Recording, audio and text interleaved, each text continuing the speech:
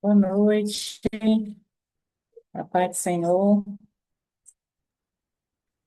Boa noite, irmãos, a paz.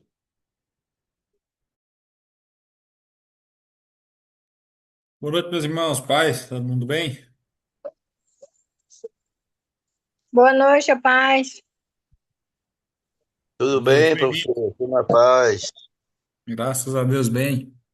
Vamos só esperar o pessoal acabar de chegar aqui para a gente já dar início, viu? Eu já volto a chamar vocês de novo aqui.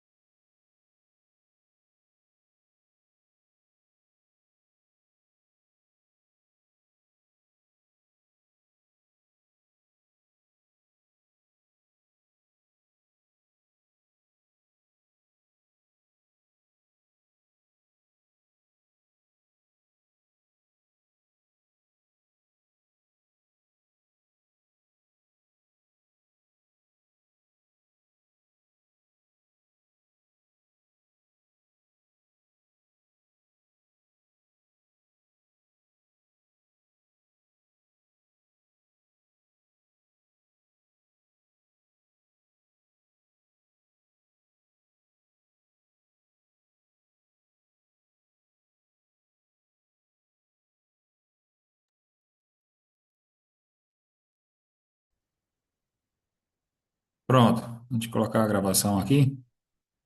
Vamos lá. Então, como nós estávamos falando, em relação ao trabalho, só para reforçar aqueles que não estiveram, a divisão da turma em 5 equipes, tá? É, a equipe um, melhor dizendo, antes de falar do tema, nós separamos o seguinte: ficou a equipe um, o Edmárcio e a Alessandra, tá? Eles serão a equipe um e, por consequência, o primeiro a apresentar. A equipe 2 ficou o pastor Clemilton e o Joabe. A equipe 3, a Adriana e o Cleonildo. A equipe 4 ficou, na verdade, um trio já, né? Que foi a Rose, a Jéssica e a Jaira.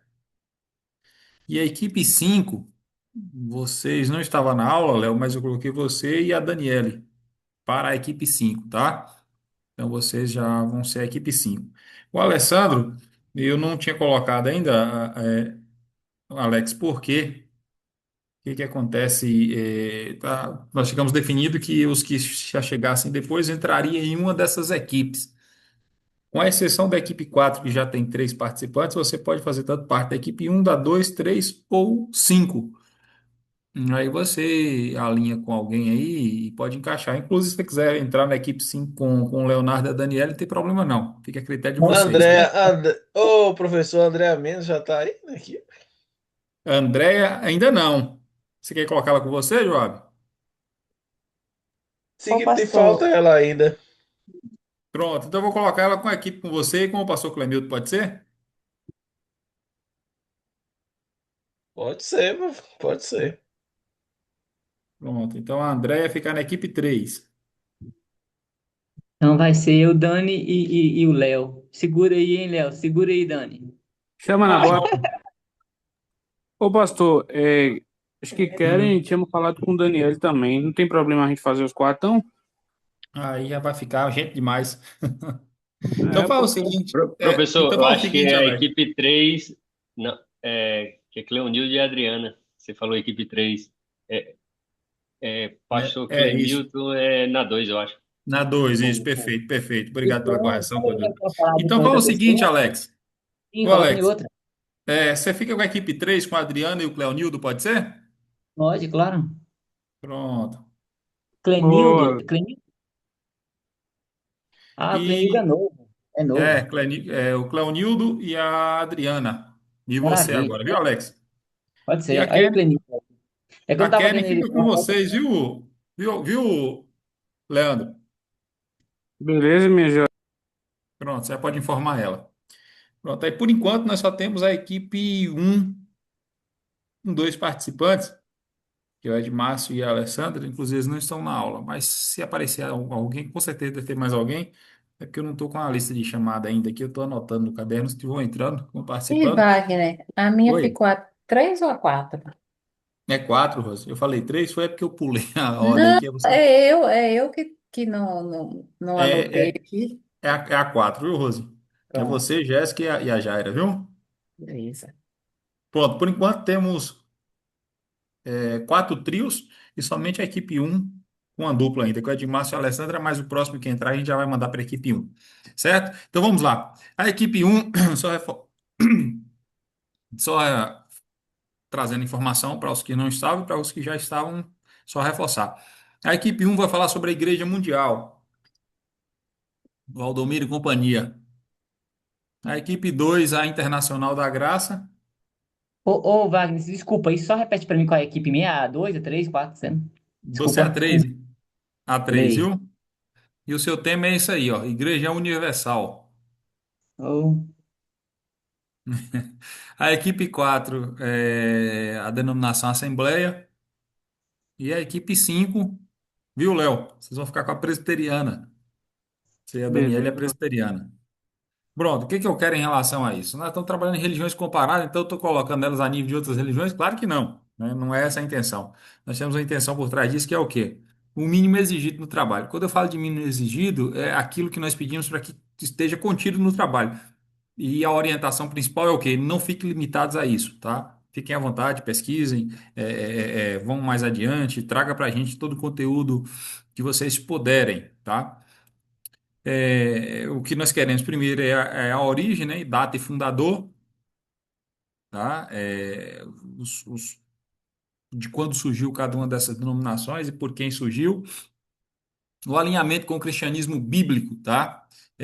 A fidelidade com a escritura e divergência dos costumes. O que eu quero dizer com isso aqui? É, É óbvio que a gente aqui não vai tratar essas igrejas como alguém que não é bíblico, não é essa a intenção. Se você, por exemplo, trazer da Assembleia que ela é fidedigna quanto à Escritura Sagrada ou com a Escritura Sagrada, então é isso que nós queremos. Traga de fato o que ela é, tá? Assim como a presbiteriana e as outras também. Se tiver alguma divergência de costumes ou dogmas aqui, normalmente é aquilo, por exemplo, que não necessariamente está na Bíblia, mas a igreja tem como tradição, tem como costume, tem como uso, tá? Digamos assim. Então vocês podem trazer para a gente. Isso vai determinar ela como seita, longe da gente fazer esse papel. Nós só queremos trazer para a nossa aula, para os nossos estudos, aquilo que as igrejas têm também, não só de fidelidade ou fidedignas, né, com a Escritura Sagrada, mas, sobretudo, também seus dogmas, seus costumes. E com isso, obviamente, nós vamos fazer com que nós começamos agora a compreender de fato o porquê das denominações, o porquê dos diferentes termos, o porquê de mundial, de universal, de internacional, de assembleia, de presbiteriana, tá? Então, essa é a nossa intenção. Além disso, também, principais nomes ou líderes, né? Não vai, né? Mas tem muitos, mas os principais, tanto os fundadores como os atuais, aí vocês vão trabalhar em cima disso aí. E a sua influência, tá? Isso é interessante. Então, o que nós queremos que vocês vão trazer para nós é isso aí, a influência dessa denominação hoje no nosso meio cristão, e não somente no meio cristão, mas sobretudo no meio religioso, tá? Então, é esse aí que nós queremos, quanto ao trabalho e o que nós pedimos. Lembrando mais uma vez que isso é o mínimo exigido, tá? Isso aí é para ter contido no trabalho. Mas não fique limitado a isso aí, não, porque se não fosse vocês acharem poucas coisas, aí vocês vão acabar o trabalho em 10 minutos, né? E a realidade que eu quero é o seguinte: que vocês façam uma apresentação, os 40 minutos, né? Eu falei uma hora na aula passada, mas que não passe de uma hora. Os 40 minutos tá bom. Aí vocês vão limitar tanto a apresentação de cada um, lembrando que cada um tem que apresentar, e aí vocês que dividam o tempo, os temas, o que vocês quiserem, aí entre vocês, certo?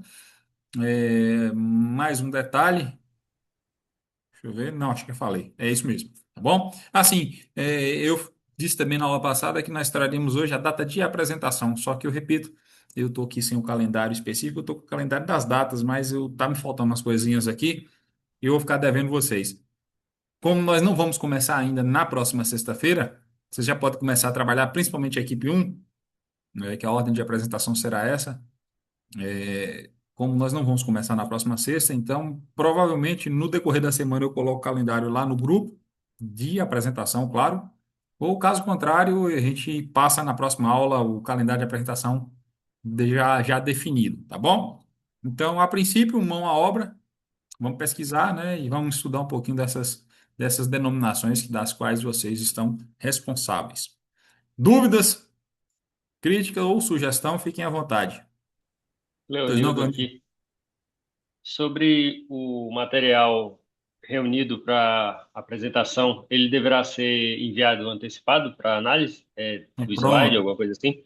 Perfeito, muito bem lembrado, que era o detalhe que eu ia falar e eu esqueci. Não, você não precisa me mandar por antecedência, não.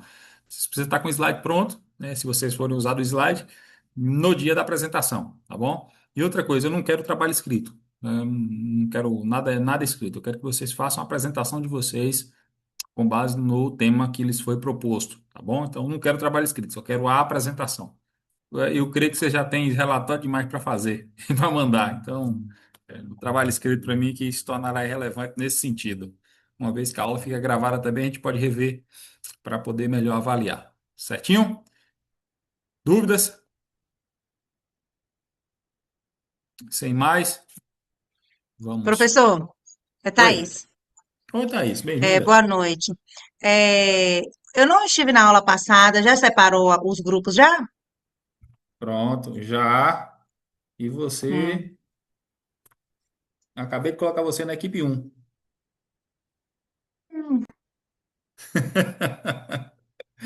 Não, Thaís, é porque as outras já estavam com trio, só essa que estava com a dupla, precisando de mais um participante, tá bom? Você chegou a ver o tema seu, Thaís? Não, não. Eu não assisti a outra aula ainda, não. Tá, eu estava passando aqui. Esse aqui é o mínimo exigido, tá? Do trabalho. Eu vou ver se consigo colocar esses, pelo menos esse slide no grupo depois, mas esse é o mínimo exigido. E a equipe um vai ficar com a Igreja Mundial. Mundial? Mundial, Beleza. tá? E aí Tá. os tópicos que você vai fazer é isso aqui, aquilo que eu falei, o mínimo exigido, tá? Data e fundador, alinhamento com o cristianismo bíblico, a fidelidade com a escritura. Ah, mas não é fidedigna com a escritura. Pronto, traga também, tá? E Divergência quem é dos mais da dogmas e minha costumes. equipe? Você, o Edmárcio e a Alessandra. Eles estão Tá, lá no grupo. Qualquer coisa, você pode pegar o contato deles no grupo e conversar com eles, viu? tá. E por fim, principais nomes ou liderança dessa denominação específica e a sua influência hoje, principalmente no meio religioso, tá bom? Eu pensei em colocar aí também esses movimentos de church de hoje, mas não vou trabalhar com eles, não, que eu vou trabalhar com vocês ele específico mais para adiante, tá bom? Então, vamos ficar com essas denominações por enquanto, nós já vamos trabalhar aí bem aquilo que nós pretendemos, certinho? Se vocês tiverem dúvidas também depois, se aparecer alguma dúvida, você pode mandar no WhatsApp. É só reforçando aqui que alguns me mandaram umas mensagens e eu não respondi porque eu saí para uma viagem no sábado e retornei na quarta, é muito corrido.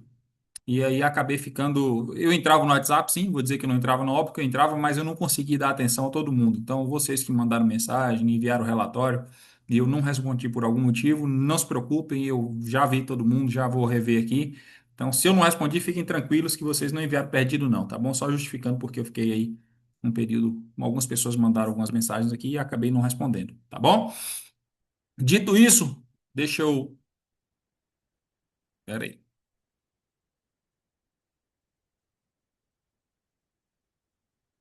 pronto. Agora a gente vai iniciar uma apresentação daquilo que nós pretendemos para a aula de hoje. Só lembrando, óbvio, para trazer a lembrança, nós que na semana passada nós falamos sobre o budismo. Peraí, meus irmãos, tá travando aqui, só um momento.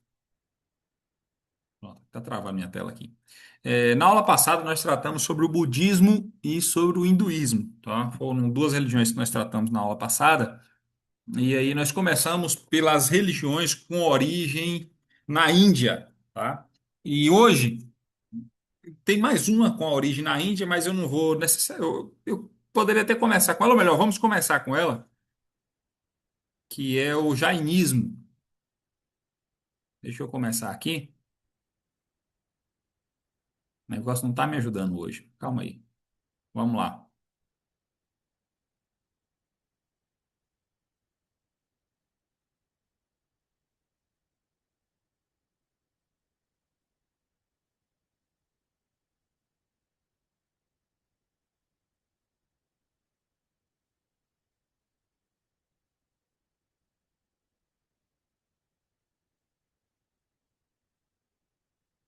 Pronto, parece que agora foi. Vocês estão conseguindo ver aí, né, pessoal? Porque está travando minha tela aqui, não sei o que está acontecendo, mas tudo bem. Dá pra Tá ver, ok sim. Positivo, aqui. consegue ver. Pronto. Agora quem está aí? Até eu estou travando aqui, não sei se é a minha internet ou alguma coisa está acontecendo, mas acho que é o computador mesmo. Beleza, jainismo, vamos lá. Igual nós falamos anteriormente, nós queríamos trazer primeiro as religiões com origem na Índia. Então, nós tratamos na aula passada tanto do hinduísmo quanto do budismo. Nós tentamos trazer os principais fatores. E só para deixar uma coisa clara aqui, tá, irmãos, antes de dar continuidade às religiões em si, é que fica parecendo que nós vamos esgotar todas as religiões aqui, e eu vou dizer, ser bem sincero, é praticamente impossível, tá? Uma vez que de cada religião tem seus costumes, tem suas tradições, tem sua história bem detalhada, tem, sobretudo, a vivência prática, que talvez seria aí o cerne, né, digamos assim, de cada religião, que vê a vivência dessa religião na prática, mas é impossível de nós trabalharmos no período que nós temos todas essas religiões. Outro pode dizer que era impossível nós trabalharmos uma delas, né? Quanto mais todas. Então, a intenção nossa é trazer um conceito mais teórico e, sobretudo, alguns fatos históricos, tá? Sobre cada uma dessas religiões. Então, por isso que nós ficamos assim à mercê de aprofundar, de trazer mais detalhes, de verificar dentro de cada religião a nossa vivência prática e, sobretudo, fazer esse comparativo quanto ao cristianismo. Nós vamos tentar fazer, tanto no jainismo quanto nas outras que nós veremos nessa noite, trazer um pouco desse comparativo delas para com o cristianismo, tá? Mas nós não vamos conseguir esgotar ou ver todos os detalhes. Então, caso algum de vocês que tem algum conhecimento específico sobre uma delas, ou conhece algum fato específico sobre uma delas, quando eu falo uma delas, é de todas as religiões que nós trabalharemos na disciplina. Fiquem à vontade, irmãos, tá? Para falar, para contribuir, porque aquilo que você tem, talvez, de conhecimento, vai somar com certeza, talvez não, com certeza vai somar para a construção da disciplina, tá? Então, peço aos irmãos que a expectativa seja em torno dos conceitos técnicos, daquilo que, digamos, permeia a base, né, do entendimento, ou pelo menos do saber, do conhecer da disciplina específica. Repito, se tiver algum conhecimento específico, por favor, compartilhe conosco. Será de grande valia, tá bom? Bom, nós falamos sobre o hinduísmo, o budismo, nós quando nós trouxemos eles aqui na aula passada, sobretudo um pouco daquilo que diz respeito à essência da criação, à essência do surgimento. Nós falamos também que são duas religiões bem antigas e principalmente com predominância na Índia, né? Ó, pelo surgimento na Índia. Ela também tem esse ramo de crescimento dentro da Índia. Apesar de que a gente viu lá no budismo esse contexto esse contexto missiológico dentro do budismo, que hoje nós já encontramos a ramificação não somente do budismo, mas de várias outras também, mais específico do budismo hoje, nessa linha missionária, onde eles tiveram, digamos assim, a pretensão de expandir o conhecimento do budismo, não somente para ser uma religião nacional, mas a partir de então uma religião mundial, tá? Tanto o budismo quanto o hinduísmo também. Já o jainismo, nós vamos perceber e vamos ver aqui nessa noite que ele não tem tanto esse intuito dessa propagação ou desse crescimento missionário. Ele se trata mais de uma prática de conduta de vida dentro da própria origem, ou seja, dentro da própria Índia. Há inclusive alguns que diziam, né, que taxavam o jainismo como uma ramificação do budismo, ou seja, uma extensão do budismo. Olha que interessante, né? Alguns defensores, alguns pensadores, claro, defensores do budismo, né, adeptos do budismo, eles chegaram a dizer e a afirmar que o jainismo era, na verdade, uma seita do budismo. Aí a gente, quanto cristão, vai imaginar agora o quê, né? Uma seita da seita, né? E aí fica bem interessante a visão digamos assim, que a religião que, segundo ele, seria a de origem do jainismo, mas não é assim. Essa religião específica traz de visão de uma religião anterior, ou de uma religião posterior, no caso, jainismo, tá? A essência principal do jainismo, ela está nesse subtítulo aí, né? A ausência do Deus Criador. Nós veremos mais adiante o porquê dessa ausência do Deus Criador, ou para muitos ainda, uma religião que não causa dor. Veremos mais adiante o porquê, tá? Deixa eu só... Tá travando demais. Peraí, só um momento, irmãos. Pronto. Jainismo, né? O Ashima, né? A não violência absoluta. Essa mão aberta aí com o círculo central é o símbolo do jainismo, ou seja, a bandeira do jainismo. Quando nós veremos esse símbolo específico, nós saberemos que se trata aqui de uma constituição ou de uma organização específica do jainismo, tá? É, Ele fala dessa não violência absoluta, mas o que é interessante é que quando fala de uma não violência, o entendimento principal que se dá da religião é com a religião extremamente pacífica, a ponto de que nada se constrói, de que nada se faz. Mas a gente vai, quando conhecemos mais a fundo, nós percebemos que não é necessariamente isso, mas sim uma religião que não condiz com nenhuma ação bruta ou principalmente contra uma reação imediata contra uma ação vinda contra os seus crentes, digamos assim, tá? O jainismo, na verdade, ela vai trabalhar com a reação diante do pensamento, da compreensão. Ela vai ter muito nessa característica do igual ao budismo, nessa questão da reflexão, essa questão da mentalização de tudo aquilo que se ensina na própria religião ou no nosso entendimento na própria seita, tá? A origem e a história, onde, né, surge na Índia há mais de 2.500 anos. Então perceba um fato interessante, que quando surge o jainismo, as primeiras ramificações do budismo já existiam. Então perceba que apesar de ser uma religião também antiga, né, inclusive antes de Cristo, né, ela surge aí antes de Cristo, do nascimento de Cristo, dá-se a entender que é uma religião que também tem uma ramificação na origem budista, porque o budismo surge bem antes. Porém, o budismo, não, perdão, o hinduísmo. Eu estou citando budismo, mas é o hinduísmo, entenda como hinduísmo. Mas o hinduísmo tem origem anterior ao jaísmo, né? Percebe-se então que, por isso, nós afirmamos que ela, perdão, que muitos afirmam que ela tem uma sua origem também no budismo, uma ramificação do hinduísmo. É, o fundador histórico, né, é uma Ravira, e aqui está uma data que surge aí em torno de 599 a 527 antes de Cristo, por isso que data-se essa religião há mais de 2.500 anos. Só com uma observação interessante aqui, irmãos, tá? É que esse surgimento específico aqui, ele é de fato atribuído ao período de existência desse líder, desse fundador histórico, né, que é o Mahavira, né? Que ele é de fato o 24º na sua linhagem familiar do Titacara. Esse nome aí simplesmente significa o que? O mestre espiritual. Então a gente percebemos aqui que ele surge já com o mestre espiritual diante da sua linhagem familiar, tá? E por ser esse mestre, agora ele cria nos seus conceitos o que daria base, ele cria uns conceitos que daria base para a criação, de fato, do jainismo, tá? A idade da religião, uma das mais antigas do mundo, é aquilo que nós falávamos anteriormente, por se tratar de uma religião das mais antigas do mundo, assim também como foi o hinduísmo e assim também como foi o budismo e o cristianismo mais adiante, né, a gente vai ver também. Então nós percebemos aí que é uma religião que ela persiste por um longo período de tempo. Um fato interessante é que nós não vimos um crescimento tão grande nele quanto nós vimos aí no budismo e também no hinduísmo. Por quê? Repetindo aquilo que nós já falamos anteriormente. É porque o jainismo ele não tem como foco o trabalho missionário, né? O trabalho de expansão, de atingir outras pessoas. Muito pelo contrário, o que eles querem de fato é que aqueles que foram adeptos, aqueles que nascem dentro do jainismo, permaneça, né? Então a intenção não é necessariamente a expansão, mas sim atingir ao máximo aqueles que lá estão, tá?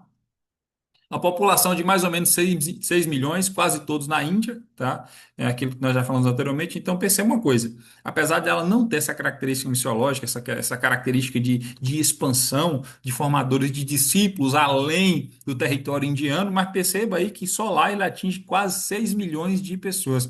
Então, não é uma seita qualquer que nós podemos taxar como algo que não é irrelevante, digamos assim, muito pelo contrário. 6 milhões de pessoas, ou aproximadamente 6 milhões de pessoas. Esse dado aqui foi uma pesquisa recente que eu fiz. Se a gente for ver, principalmente no nosso e-book lá, vai taxar algo em torno de 4 milhões. Mas perceba que ela tem esse crescimento mais, ou pelo menos no último levantamento, tem essa aproximação de quase 6 milhões de adeptos, tá?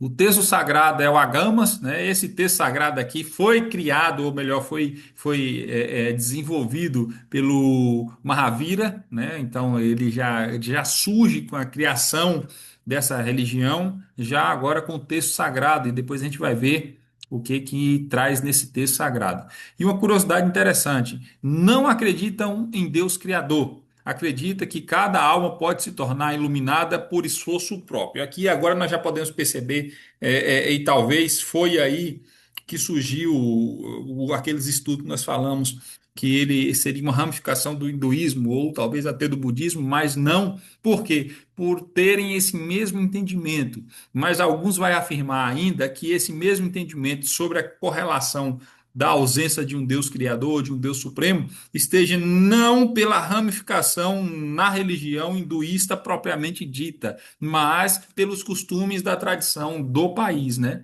Ou seja, pela criação na Índia, pelo entendimento da nação naquele momento, tá? Da cultura influente da Índia. Eles não acreditam num Deus criador, não há existência de um Deus supremo, né? Muito pelo contrário, o que eles acreditam é que cada alma pode se tornar iluminada por esforço próprio. Ou seja, basicamente seguindo aqui a quebra do karma que a gente vai ver mais adiante, que tem tanto no hinduísmo quanto no budismo. O ser iluminado é aquele mesmo defeito, podemos usar esse termo, das religiões orientais, que é o quê? Que é a contrapartida do Ocidente. O Ocidente nós temos uma correlação Deus e homem, um abismo de diferença, onde jamais o homem consegue chegar ao patamar de Deus, ou seja, não há nem sequer uma comparação. No Oriental é exatamente o contrário.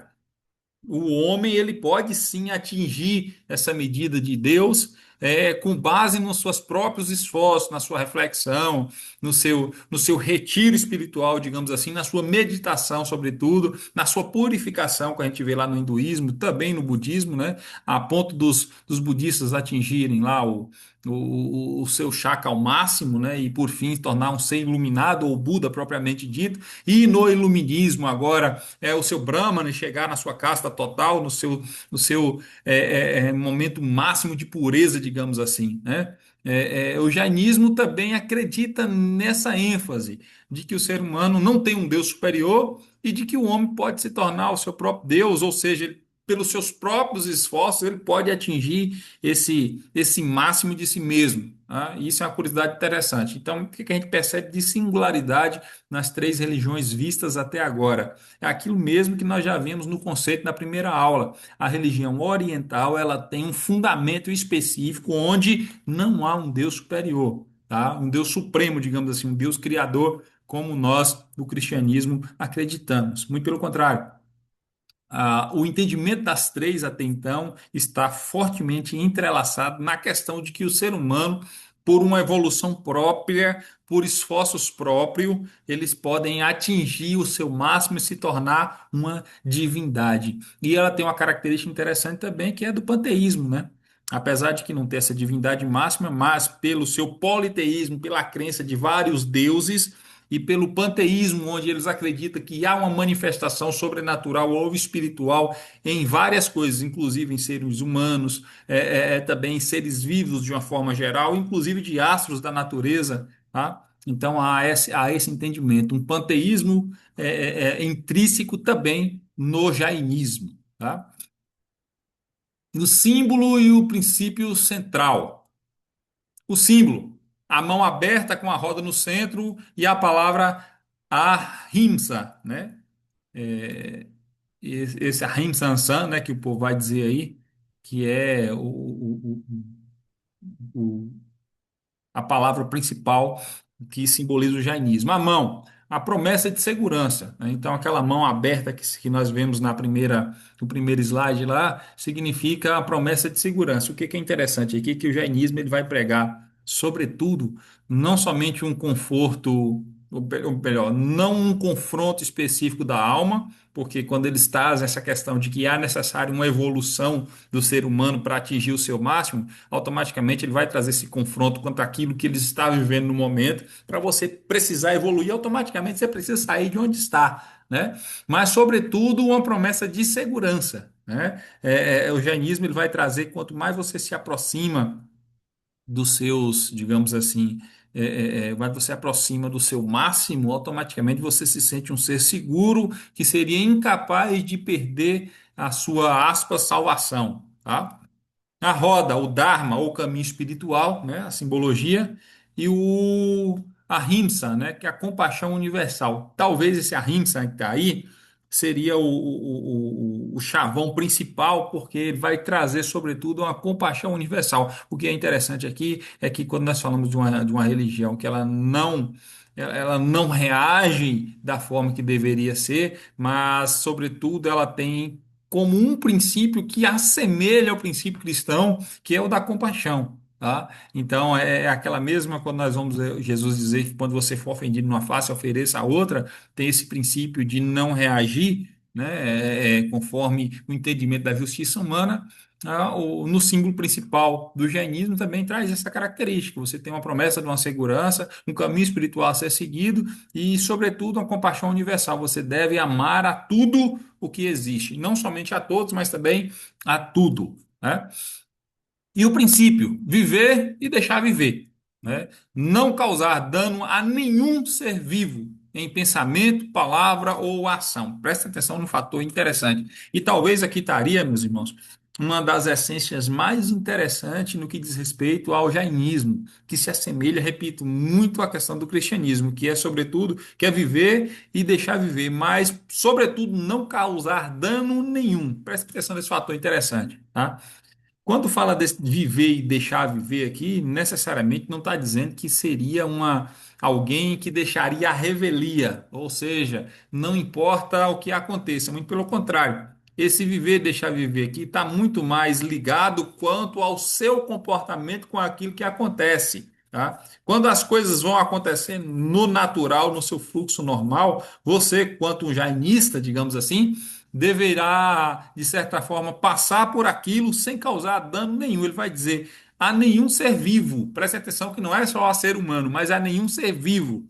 E ele vai dizer que esses danos não podem ser causados nem por ação, vou começar de trás para frente, por ação, obviamente, também não por palavras, não por xingamentos, e ele vai mais além, que também não deve ser nem por pensamento, né? Isso tem uma correlação com o cristianismo, sim, né? Quando nos pede que a Bíblia vai nos ensinar que a nossa boca fala aquilo que o coração está cheio e que quando chega em uma ação, essa ação muito provável acompanhada de palavras e, sobretudo, é porque já existe no coração a intenção de causar aquilo que foi praticado, né? O jainismo também ele tem isso como essência, tá?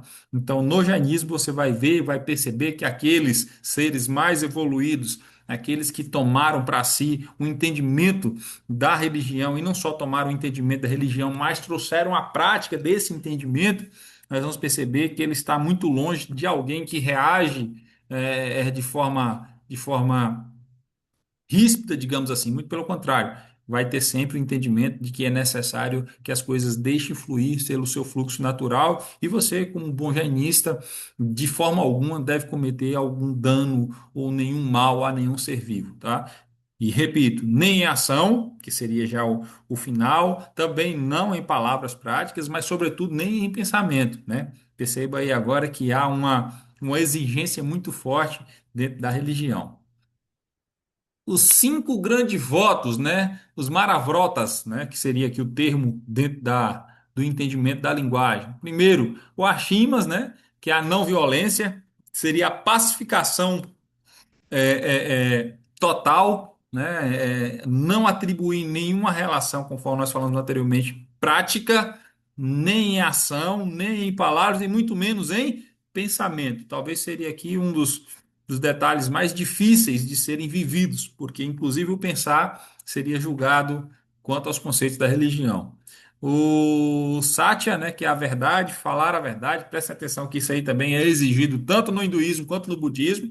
Então, nós percebemos aqui que uma característica muito forte nas religiões indianas, com origem indiana, digamos assim, é que a exigência da verdade, né? É, é, tanto o jainismo agora, quanto o budismo e o hinduísmo que nós vimos anteriormente, traz em seus conceitos, né, o falar a verdade, né? O não mentir, o não abrir mão da verdade, tá? O asteia, que é também o não roubar, que também é uma característica tanto do hinduísmo quanto do budismo, tá?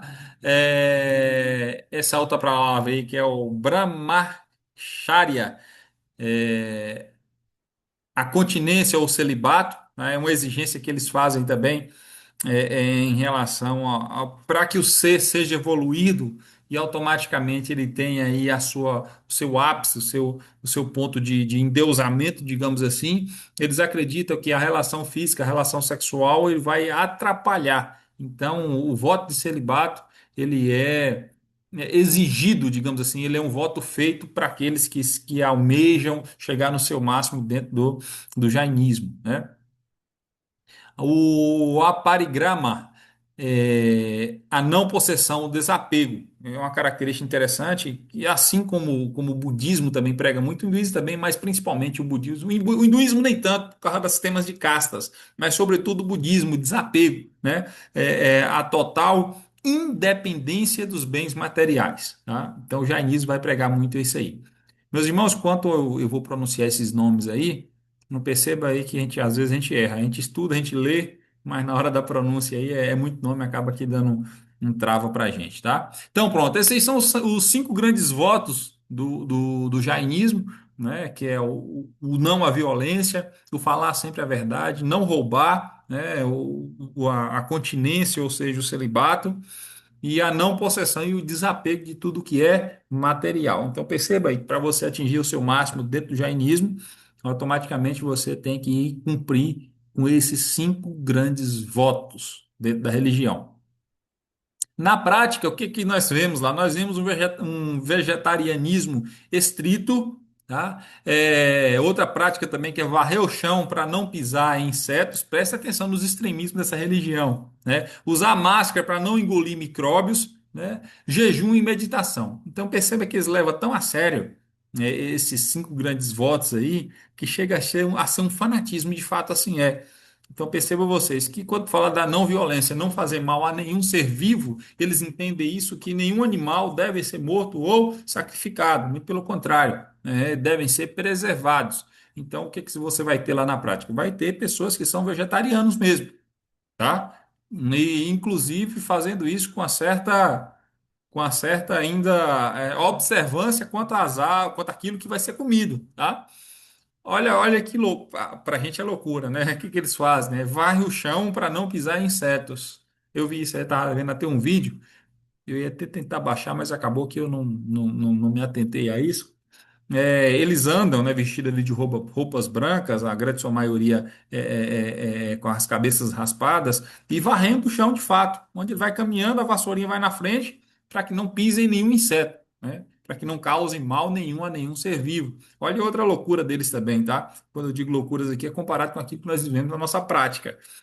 Usa máscara para não engolir micróbios, né? Então percebam vocês aí que é muito difícil você ver um jainista doente, né? Porque não vai engolir micróbio, né? Então, provavelmente, eles entendem que até esses seres aí celulares, digamos assim, unicelulares, digamos assim, seriam seres que devem ser respeitados. E o grande, digamos assim, o auge dele seria o quê? O jejum e a meditação, né?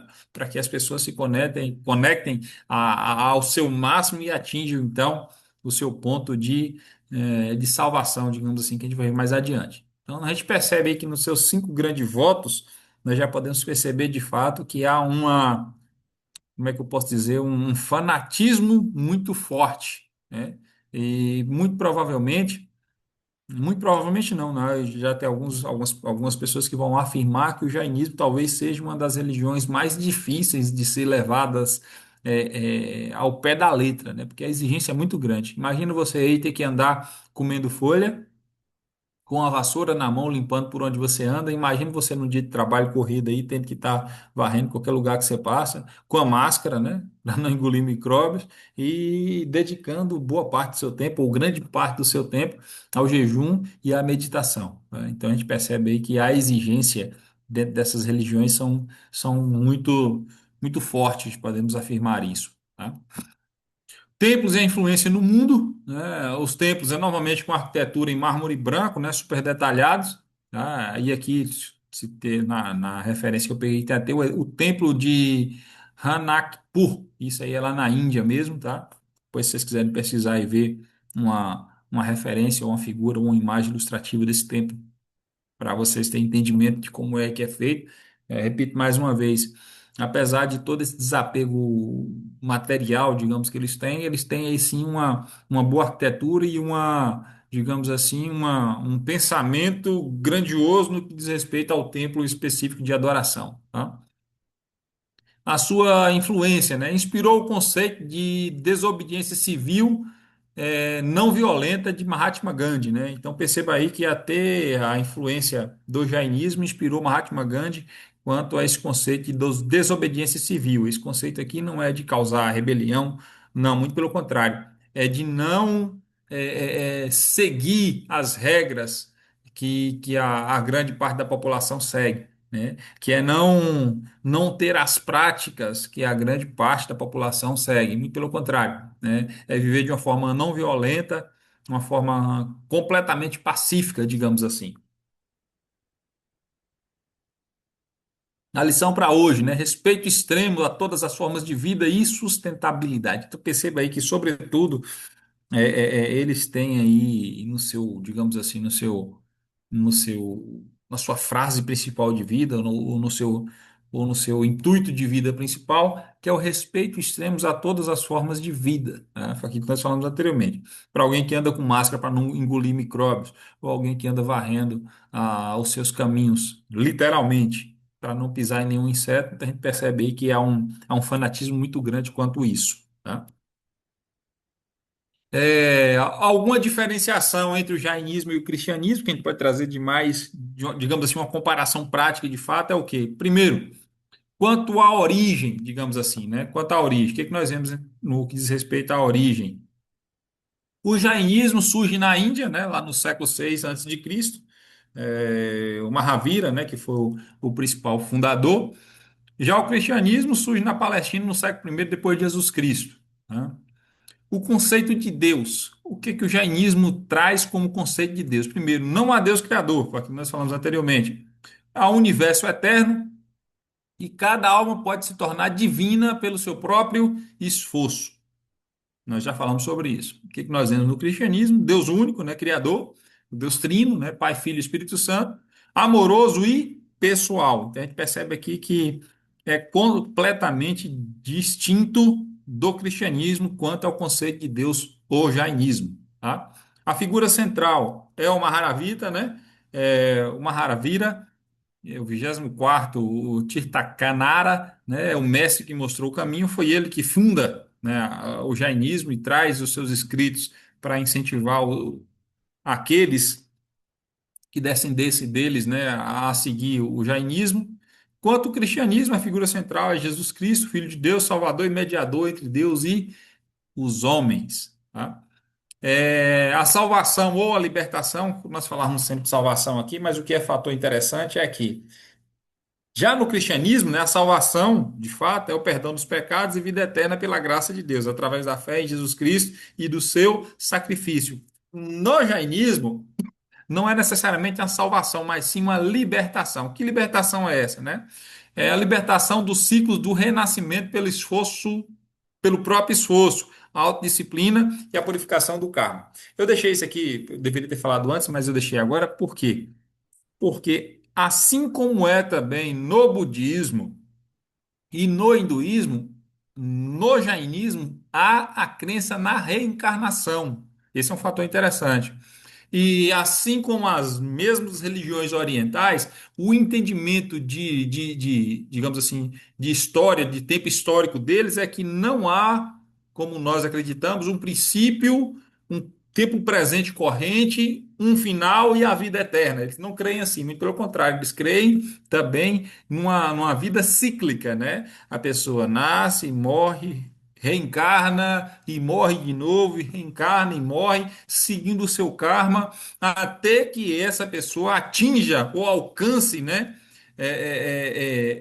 a sua purificação máxima pelo seu próprio esforço e, por fim, ele consiga quebrar esse karma e, finalmente, ele seja liberto do processo de reencarnação. Um fator interessante é que eles defendem e entendem que há reencarnação, mas essa reencarnação ela só ocorre porque você ainda não atingiu o seu máximo. Então, o karma da reencarnação ele é bastante latente no jainismo, tá? Assim como também é no hinduísmo e no budismo.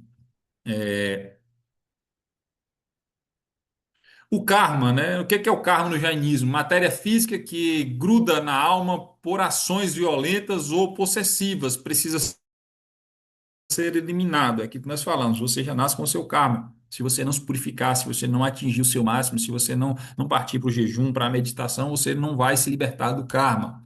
E enquanto no cristianismo, o que está dizendo no cristianismo é que não há karma como só tirar aqui. Como matéria, mas a consequência moral das ações e perdão divino. Né? No cristianismo,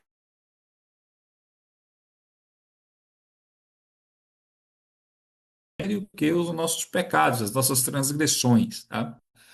Que, que só seremos libertos através do perdão e da redenção em Cristo Jesus.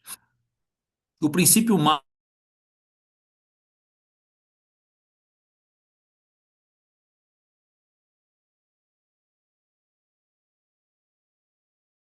violência, né? A não violência absoluta a todos os ser vivos, inclusive insetos, plantas e micróbios, né? Esse é o princípio máximo de lá. É uma religião extremamente pacífica, nada de violência. Enquanto o cristianismo, o nosso princípio máximo é o amor ágape, né? Amar a Deus sobre tudo e ao próximo como a si mesmo, que é o primeiro e segundo grande mandamento.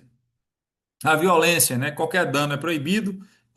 Vegetarianismo estrito é obrigatório, ou seja, se você não pode matar nenhum tipo de animal, se você não pode nem engolir um micróbio, você não pode nem pisar no inseto, então automaticamente você também não pode matar nenhum tipo de animal. Já no cristianismo, a violência é condenada, mas há exceções para legítima defesa e justiça. Não há proibição universal de carne. O que que nós entendemos aqui? Uma diferenciação entre o jainismo e o cristianismo. O jainismo, ela extingue e extirpa qualquer tipo de violência, principalmente atribuído a todo e qualquer ser vivo. E quanto ao cristianismo, nós vemos aí e aqui nós podemos falar isso como adultos na fé que somos, né, maduros na fé que somos. A Bíblia ela vai ter momentos que a violência foi necessária, principalmente no Antigo Testamento, né, nós vemos lá, para se alcançar aquilo que era almejado, né? E quanto ao uso de carne, no cristianismo não tem nenhuma proibição, digamos assim, de uso, muito pelo contrário, tá? A visão do ser humano, né? O jiva, ou a alma, preza pela matéria do karma, né? O ancestralismo radical para libertar, foi aquilo que nós falamos anteriormente. A crença é numa reencarnação, num processo contínuo, né? E é necessário que a pessoa tenha esse entendimento e a busca pela quebra desse karma para que haja assim uma libertação da sua alma, tá? A visão do ser humano quanto ao cristianismo, né? Criado à imagem de Deus, pecador, mas amado e redimido pela graça, né? O valor está na sua relação com Deus. A vida após morte, o que o jainismo acredita? A reencarnação para alcançar o moksha, né? Ou seja, a sua libertação, digamos assim. E já no cristianismo, a ressurreição, o julgamento e após o julgamento, céu e inferno e uma vida terrena, né? Ou melhor, uma vida terrena, que é aquela que nós vivemos anteriormente aqui, mas aí sim uma ressurreição, julgamento e o céu e o inferno. Meu irmão, que não é vida terrena, na vida eterna, tá? Foi eu que digitei errado, perdão. Então entenda aí, eu estou lendo aqui de novo agora, ressurreição, julgamento, céu, inferno e uma vida eterna a partir de então, tá? Então, talvez esse seria um dos principais comparativos no que diz respeito ao cristianismo, da religião, do jainismo, tá? Então perceba aí que é basicamente pautado na crença do, das religiões orientais. A diferença fundamental, jainismo, salvação é pelo esforço próprio. Você se salva sozinho, eliminando seu karma. Aquilo que nós estávamos falando anteriormente, essa crença. E no cristianismo, a salvação é pela graça de Deus. Você não consegue sozinho, precisa do perdão e da ajuda de Deus. Então, talvez a diferença fundamental dessa religião para o cristianismo, quando você fala assim, o que é que eu posso trazer de comparativo do jainismo para o cristianismo, que de fato eu possa taxá-lo como uma religião distinta do cristianismo, o que é que tem de maior semelhança? É de fato isso aí. É o que? Que no jainismo a salvação é pelo esforço próprio, né? Você se salva sozinho, eliminando seu karma, né? E já no cristianismo, não, nós não podemos fazer isso jamais, nós dependemos exclusivamente da graça de Deus, tá? Bom, meus irmãos, esse aqui foi só um apanhado quanto ao jainismo, eu espero que, dentro do possível, possa ter sido mais claro, e agora nós vamos trazer um pouquinho das religiões, digamos assim, do Extremo Oriente, né? Não agora mais na origem é, é, é, é, indiana, mas do Extremo Oriente como um todo. Então nós já falamos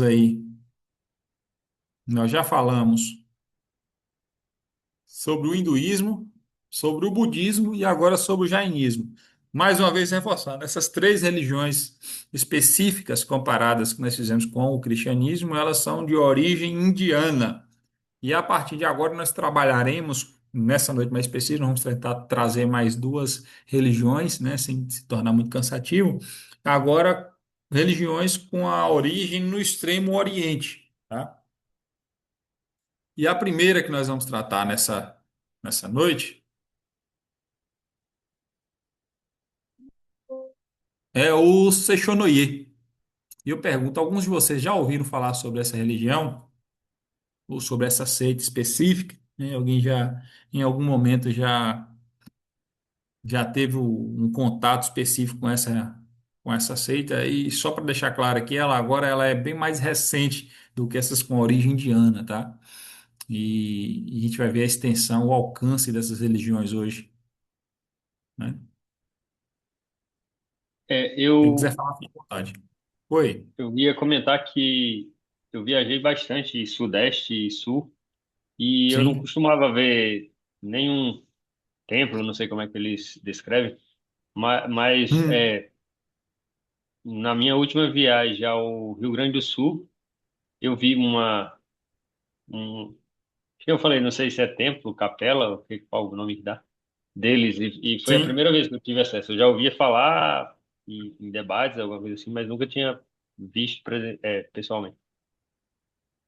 Eu vejo que não é muito comum aqui pro Nordeste. Por onde eu andei, eu não vejo de jeito nenhum. Pronto, aproveitando essa fala do Cleonildo, aí a gente vai tratar isso mais adiante um pouquinho, mas o fator interessante é exatamente isso. O Seishonoye, no Brasil hoje, ela ainda é pouco difundida, glória a Deus por isso. Porém, no Nordeste, principalmente na nossa região, praticamente aqui, é muito difícil, né? A gente não vai ver. Porém, no Sul ela é muito predominante. No Sul ela é uma religião bem imponente, digamos assim. Pois não, minha O irmã? pastor, Oi. É Adriana, pode falar, irmã? Aqui em Guanabi tem o templo deles. É, Aí, inclusive, eu moro pertinho da onde eles tinham esse templo aí. aí. Não sabia desse detalhe, não, irmã. É, aqui Interessante em saber. no bairro Vila Nova, aqui próximo, tem. Pronto. Eu já tinha ouvido falar de alguns adeptos do Sechonoye em Guanambi. Algumas pessoas não vou dizer o termo adeptos, né? Simpatizantes, digamos assim. Mas agora já está aí até a construção do próprio templo. Interessante isso. Rose, você ia falar algo, Rose? ia falar assim, o pastor Alberi, eu Sim. não tinha ouvido falar, mas como ele é do Sul, ele sempre falava Essa dessa religião. religião, e isso ele comentou muito, até então eu nunca tinha ouvido falar. Inclusive, Perfeito. quando ele esteve aqui, ele sempre citava. Sim. Muito bem lembrado, Rose. De fato ele trouxe muito isso aí, por quê? Porque lá no sul é muito forte mesmo, tá? É comum você ter templos lá, né, digamos assim, da Seishonoye. Tá? Isso é muito interessante. E agora a gente vai ver o que que se baseia essa Seishonoye, né? O que que ela tem mais, é, digamos assim, de ser tão forte assim a ponto de já ter bem específica no Brasil. Primeiro ponto interessante, agora a gente já começa a diferenciar ela, principalmente do jainismo, é que o Seishonoye ela tem sim intenção missionária. Tá? Ela tem essa expansão, esse objetivo de se tornar aquilo que era antes uma religião bem nacional e agora a origem dela é se tornar de fato uma religião mundial e já tem alcançado, tá? Ela tem conseguido atingir várias nações. E aqui no Brasil, por ser um país gigante em extensão territorial, a gente percebe que a sua predominância maior é no sul e agora já tem até no Nordeste. E para ser mais claro, a irmã trouxe informação que já tem até digamos assim, um templo aí em Guanabi, né? Interessante isso. O que que ele diz, né? Se o pecado existisse realmente, nem mesmo a cruz de Jesus Cristo conseguiria extingui-lo. Essa aqui é uma frase, né, ou uma fala, digamos assim, bem forte do Masaharu Taniguchi, né? Esse Masaharu Taniguchi aí, ele é o fundador do Seishonoye, tá? É o cara criador dessa religião. E ele vai dizer, e o que é interessante, que a gente vai perceber mais adiante, que o Seishonoye ele defende que não há um pecado, que o pecado não existe, tá? Inclusive, ele é muito adepto da questão da determinação, que a gente vê muito aí também presente em algumas denominações protestantes. Ele é também do negacionismo, né? A gente vai ver isso mais adiante também. Se você nega uma coisa, se você diz que ela não existe, ela de fato não existe. Tá? Então, é essa compreensão que eles têm. E ele vai afirmar que o pecado dele não existe, não, não tem pecado. Vai ter uma série de outras coisas que a gente vai ver mais adiante, mas não é pecado. Porque ele vai dizer, se o pecado existisse de fato, preste atenção nessa blasfêmia pesada, que ele vai dizer que nem a cruz de Jesus seria capaz de extingui-lo. Então, automaticamente, ele está dizendo que Jesus ele não é suficiente, não foi suficiente, não houve nenhuma necessidade da morte de Jesus. Por que que não houve essa necessidade? Porque não tinha nem pecado, segundo o entendimento do Masaharu Taniguchi. Tá? O que que a Vejamos, Sechonoye significa abrigo, casa, lar do crescimento, né? Da plenitude da vida, amor, sabedoria, abundância e todos os demais bens em grau infinito. Então perceba que Sechonoye, ele não há uma tradução específica para o nosso entendimento, mas há uma significância daquilo que a religião vai trazer. Tá? Ela significa o quê? Ela significa tudo aquilo que o ser humano precisa. E aí, fazer uma graça aqui, mas vou deixar quieto. Mas eu vou fazer.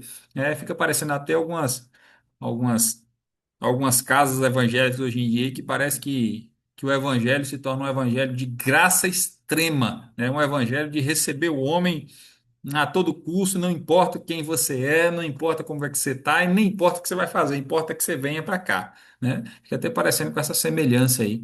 O meu tem essa semelhança com aquilo que a gente vê pregado hoje em dia, infelizmente. Então perceba que o Sechonoye ele não é nenhuma definição específica, não há uma tradução para essas três palavras, mas um significado. É abrigo, é casa, é lar de crescimento, plenitude de vida, amor, é sabedoria, abundância e todos os demais bens em grau infinito. Então perceba aqui que a intenção do Sechonoye é de fato exterminar, extinguir tudo aquilo que é ruim, tudo aquilo que aprisiona, tudo aquilo que transforma o homem em um escravo temente de uma religião específica. Muito pelo contrário, né? No Sechonoye você vai encontrar tudo aquilo que você precisa para o bem da sua alma, né? Ô, É bem professor, interessante. Oi. teve um relato, não lembro exatamente onde eu ouvi ou se eu li, que quando falava do Shenshonouê, era Hum. como se eles tivessem um ditado, esse ditado chinês, que falava assim, que a mente supera. É como se eles acreditassem que a mente superava. Só a nível de Sim. informação. Muito bem lembrado. A gente vai tratar um pouquinho disso mais adiante, né? Mas é bom você reforçar, porque eu posso passar por cima do slide e acabar nem trazendo essa observância. E isso, de fato, assim é. Tanto é que ele surge, a gente vê mais adiante, através de, até de um processo de cura, através de questões psicanálise, psicológicas, né? E aí, através dessas afirmações é que vai dar ênfase ao surgimento desse entendimento, a gente vai ver mais adiante, perceba, tá? Aí, ó, o movimento Seishonoye foi iniciado pelo Taniguchi Masaharu, né? Nascido em 22 de novembro de 1893. Então, perceba que ela não é uma religião muito velha assim, não, muito pelo contrário. Se o Masaharu nasceu em 893, é muito provável que bem mais adiante ele vai criar a religião, então é uma religião aí de cento e poucos anos, tá? Na vila de Karashuhara, município de Kobe, no Japão. Então perceba que o, o, o Taniguchi é um japonês e essa religião tem como origem o Japão, tá? Para Taniguchi, as pessoas não precisavam de uma religião que lhes incutisse o medo, muito pelo contrário, mas que trouxesse uma salvação amigável. Então perceba qual é a primeira intenção do Masaharu, do Taniguchi. Era tirar o homem do aprisionamento pelo medo de algumas religiões. Era isso que ele entendia, tá? E aí agora nós já podemos até refletir. E agora eu convido a vocês a contribuir com isso, com esse pensamento. Será que a religião aprisiona o homem quanto ao medo, né? Será que há temor, ou melhor, há terror no seguir as religiões? E eu pergunto, no cristianismo, tem esse temor? Esse temor é bom, esse temor é ruim? O que que vocês acham em relação a isso, meus irmãos? O que que vocês pensam com relação a isso? Perceba aqui que o Taniguchi, ele cria uma religião exatamente para poder extinguir ou extirpar esse medo, né? Não tem mais medo, muito pelo contrário, né? A religião verdadeira, que é o Sechonoye, ela deve ser traga de forma amigável, uma salvação amigável. Você vai ser salvo pelo amor, digamos assim, de fato. O que que vocês pensam em relação a isso? Vocês acham que a religião aprisiona quanto ao medo? Deveria ser assim ou não?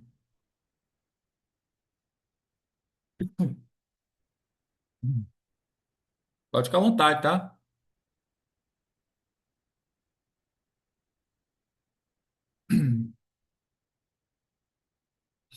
Aqui um breve histórico. O Taniguchi misturou introspecção psicológica e fenômenos psíquicos, curando os doentes através da autossugestão. Olha que fator interessante. E, rapaz, eu falei para mim mesmo que eu não ia entrar nesse assunto, mas eu vou entrar. Presta atenção num fator interessante. O que que ele faz? Ele usa por ser um japonês, muito provavelmente essa cultura oriental, principalmente no Japão, tem um entendimento muito grande quanto à questão psíquica, digamos assim, né? E que o que que acontece? Ele usa essa psicologia, né, esses fenômenos psíquicos, curando doentes através dessa autossugestão, dessa autoafirmação de que você não está doente, que não existe doença, que vai ver mais adiante essa afirmação dele, não tem doença, tá? A doença não existe, ela não é física, ela não aparece, então não tem. Ela, como não tem, se você não tem, se não tem algo, esse algo não pode lhe fazer mal. Esse era o entendimento dele, tá? Tornou-se um verdadeiro feiticeiro do século XX, né? Em 1922, Taniguchi lançou uma revista, preste atenção, o negócio vai ficando mais sério aqui, denominada Seishonoye, que é aquilo que leva o nome da religião. A fama dela aumentou. Em junho de 1930, percebe que no período de 8 anos, Taniguchi inaugurou uma secretaria de imprensa. Então percebe aí que durante o período de 8 anos, aquilo que Taniguchi cria lá atrás agora se torna necessário uma reprodução muito grande, tá? Então ele cria uma secretaria de imprensa. Em 1934, estabeleceu a direção do movimento em Tóquio, né? Ou seja, na capital do Japão. Ele já sai da cidade do interior, já passa agora para a capital. Divulgava a fonte do fluido psíquico que garantia saúde aos amigos. Perceba aí que Taniguchi agora ele atrai as pessoas muito pela libertação da questão da cura. Prometeu que a assinatura da revista garantia afastar o medo de qualquer mal. E aí percebe agora que a promessa era boa, né? A cura e que a pessoa que se aproximasse do Seishonoye, da revista em si, dos escritos, ele ficaria isento de qualquer tipo de mal, né? Em 1935, começou a imprimir grandes anúncios nos jornais, semanalmente. Então perceba que ele investiu muito forte na escrita, na divulgação. Logo, os assinantes chegaram a 30 mil. Então, logo de cara, aí no período de mais de ano, né, de 1935 até 1936, perdão, em 1934 até 1935, já atingiu em mais de 30 mil assinantes do Seishonoye. Em 1936, registrou o Seishonoye como associação cultural e em 1941 transformou-a em seita religiosa centralizada no Kômio, espécie de Deus pessoal ao qual se dirigem orações. Então perceba que agora no Seishonoye há a criação de um Deus, tá? O que é interessante aqui, que essa é uma religião que ela não vem de Deus para com o homem, muito pelo contrário, cria-se a religião e agora a necessidade de um Deus. Então o que é que eles fazem? Cria também um Deus, o Kômio, né? Que seria de fato a espécie desse Deus do qual é dirigida as orações dos adeptos da Seishonoye. Os escritos. Taniguchi escreveu uma obra de 40 volumes, o Simei no Seijo, né, que é Verdade da Vida. Né? Em 1940, antes de falar isso aqui, o que é interessante aqui é que o Taniguchi ele era alguém que ele era bem afrontoso quanto às realidades religiosas da época. Tá? O que é que ele tem aqui? Ele tem agora não somente um conceito formado daquilo que é religião, né? Que as religiões até então aprisionava ao homem quanto ao medo, mas agora ele traz não somente um conceito formado quanto às religiões, mas agora ele vai trazer a verdade da vida, né? Então percebe que ele era um detentor do conhecimento da verdade da vida. Em 1949, o professor Randan, né, foi aos Estados Unidos e pediu que Taniguchi Masaharu pudesse desenvolver livremente a sua atividade. A petição estava assinada por americanos de origem japonesa. Então perceba aqui que o Taniguchi ele conseguiu vários simpatizantes e adeptos ao Seishonoye, que ele agora já em 1949, durante um período de quase 2 décadas do princípio da escrita da primeira Seishonoye, agora ele já começa a conseguir embaixadores, digamos assim, né, que eram americanos de origem japonesa, que queria a expansão da Seishonoye, que fosse agora não somente mais uma religião estrita japonesa ou daquele vínculo lá onde ele estava escrito, se tornasse uma religião adepta de várias nações, ou seja, uma religião a nível mundial. Tá? E ele consegue, vejamos.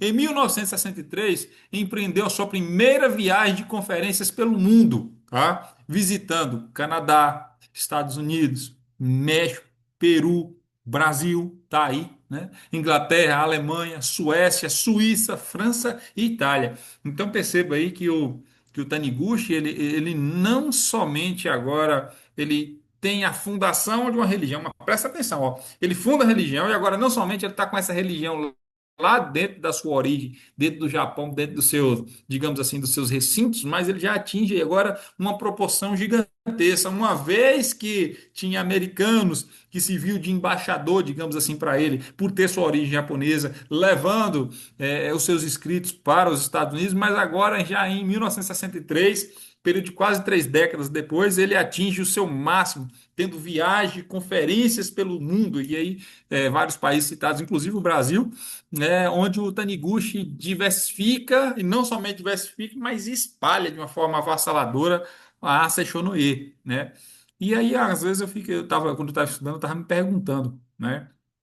Inclusive, foi até para dar uma EBD no ano passado, lá na igreja, que falava sobre algumas religiões e falou sobre a Seishonoye, e agora eu estava pensando e pensei agora novamente.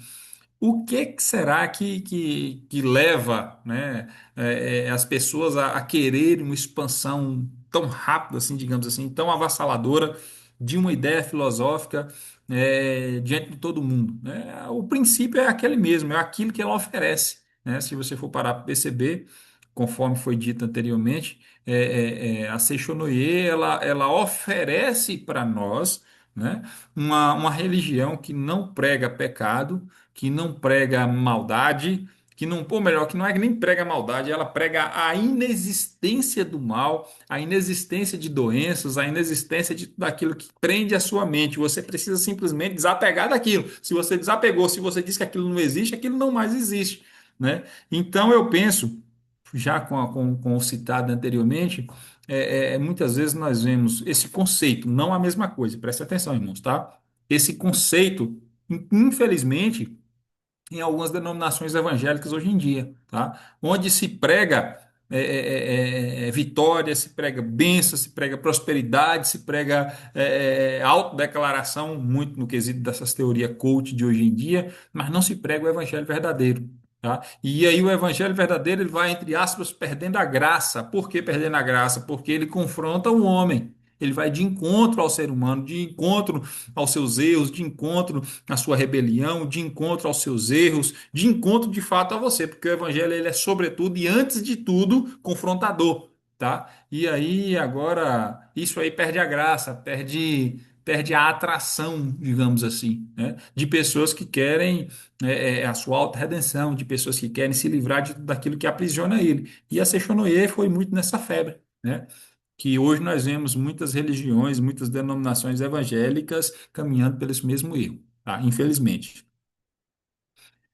Revelação recebida por um querubim, né? Não existia matéria, mas existe a realidade, o Zisho, né? Ensino básico do Seishonoye. Você é realidade, você é Buda, você é Cristo, você é infinito, você é inesgotável. Então perceba o que o Seishonoye mais prega. Os deuses citados pelas outras religiões, você pode ser eles. Você é eles, né? Então não existe a intenção do monoteísmo, longe disso. E o politeísmo aqui está muito mais na questão, digamos assim, da existência de um Deus em tudo aquilo em você mesmo, você pode ser um Deus conforme as suas próprias ações, tá? Então não existe matéria, mas existe a realidade, existe aquilo que você acredita. Se você acredita, existe, tá? As doutrinas. A Seishonoye, é uma das 130 novas religiões do Japão. Perceba a quantidade de religião dentro do Japão, né?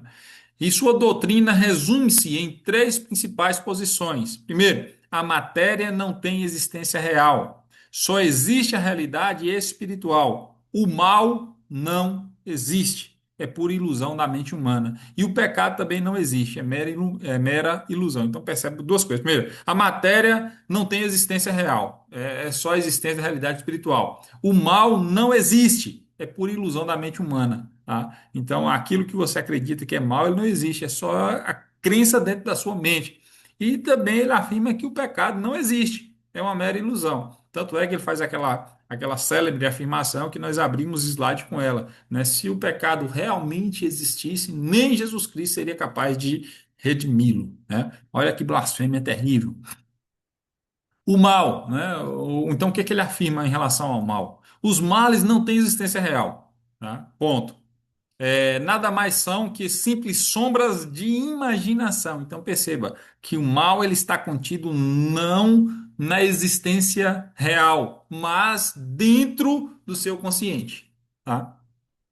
O mal, a infelicidade, a doença, a depressão econômica, apagam-se quando são firmemente negados, porque eles nada mais são do que ilusões falsamente criadas pela mente. Então perceba aí agora que a afirmação que o Masaharu Taniguchi afirma é muito forte. Ele vai dizer o quê? Que o mal não tem existência real, né? Eles são o quê? Nada mais do que sombra que age dentro da sua imaginação, dentro do seu subconsciente. Então ele vai dizer que o mal, a infelicidade, a doença, inclusive, olha que negócio terrível, tá? A depressão econômica, eles são apagados dentro da sua mente, eles são apagados da existência quando eles são firmemente negados. Não existe. Não tem mal, não tem crise, não tem infelicidade, não tem doença. Você não está doente. Quando você nega firmemente, deixa de existir. Seria até bom se fosse real, né? Mas infelizmente esse é o que eles pregam, né? Porque eles nada mais são do que ilusões falsamente criadas pela mente. O sofrimento nada mais são do que projeções da nossa mente em ilusão, né? Essa é uma afirmação em uma das edições da revista, né? No Convite à Prosperidade, nas páginas 16, 27 e 71. O que que ele afirma? O sofrimento nada mais são do que projeções da nossa mente em ilusão. Ou seja, tudo aquilo que é mal só existe dentro de uma projeção mental nossa e ilusória. Ele não é real. É isso que o Taniguchi afirmava, né? O Taniguchi afirmava e os seus adeptos afirmam ainda, né? Isso que é interessante de se observar, né? O pecado não existe, né? Na revista, a edição número 75, na página 36, né? Ele vai dizer que o pecado não existe, não tem pecado. A Sechonoye não admite o pecado, mas fala em culpa, fala em crime, fala inclusive em perdão, purificação, mácula, fala em aprimoramento, fala em preguiça, maldade, desgraça, calúnia, fala tudo isso. Mas tudo isso é uma existência ilusória, repito, criada por uma projeção imaginária da mente humana. Nada disso é real. Nada disso pode lhe atingir, uma vez que você pode determinar a inexistência deles no negacionismo, né? Não tem, não existe, não acontece, então não vai ter, né? Então essa é a intenção do Sechonoye. E a doença, então? As doenças não existem, né? A dor não é real, porque a matéria não tem existência real. As formas físicas, materiais, não passam de sombras da luz celeste a refletir-se sobre a Terra. Tudo o que acontece no mundo material é reflexo da mente. Presta atenção, é a mente que comanda tudo, tá? Como Deus não criou a doença não existe, né? De agora em diante, não existirá mais nenhum sofrimento, nenhuma tristeza, nenhuma decepção e nenhum desapontamento. No Convite à Prosperidade, na edição, mais uma edição da revista, na página 16. Ele vai afirmar o quê? Não existe doença, porque Deus não criou a doença, então ela não existe. Não tem dor, a dor não é real, né? Por quê? Porque a materialidade disso não é real, não existe, não há um materialismo para isso, né? É bastante interessante como é que eles afirmam e como é que eles criaram é, as suas verdades, digamos assim, né? O homem, o que que é? Todos os homens são filhos de Deus, né? O homem é bom, o homem é puro e perfeito.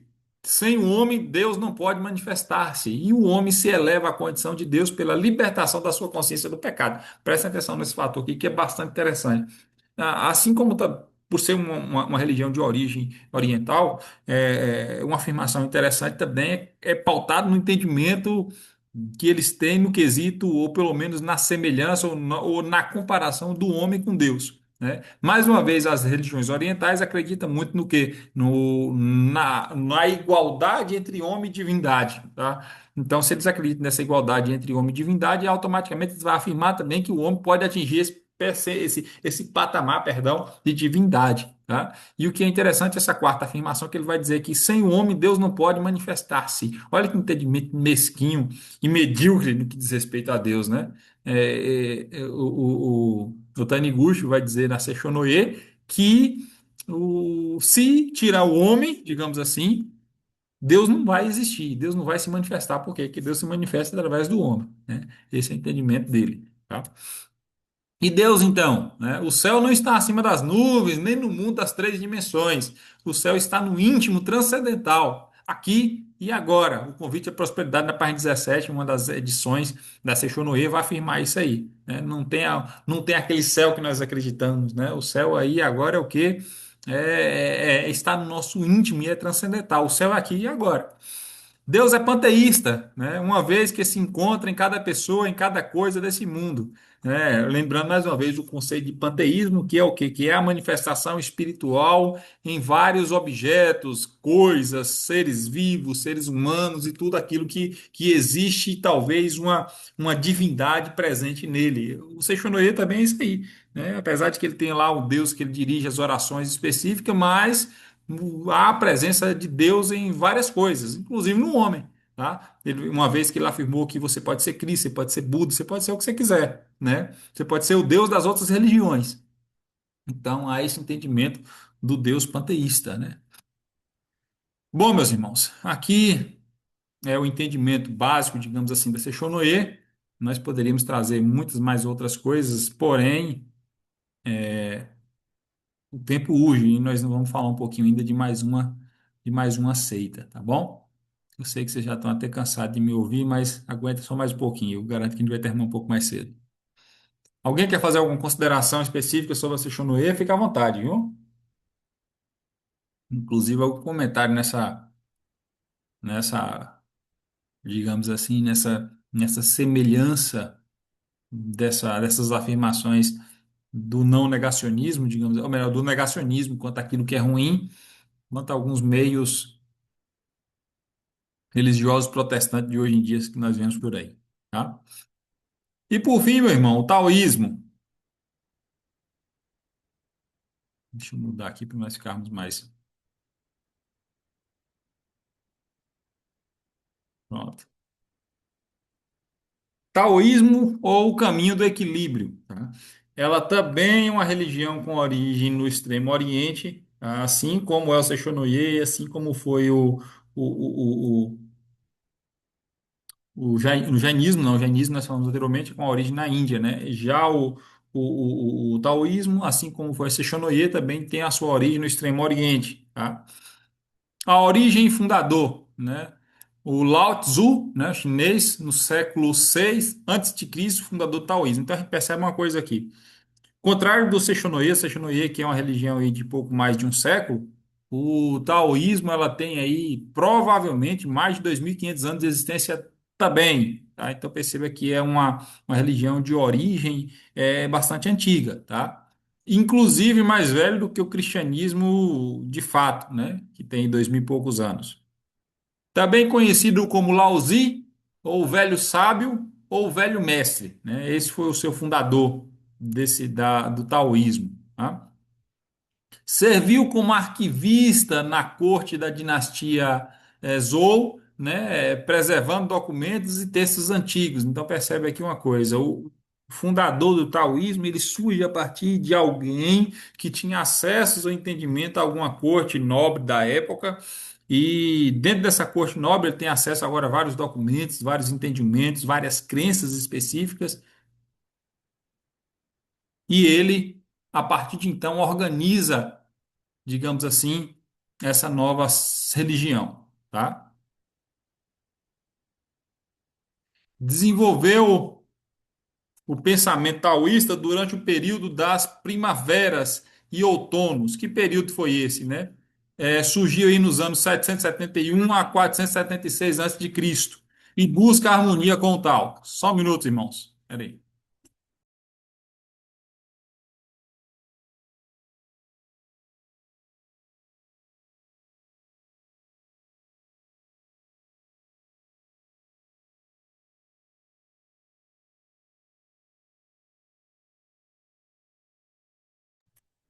Perdão, irmãos. Aqui é aquela mesmo problema das aulas anteriores.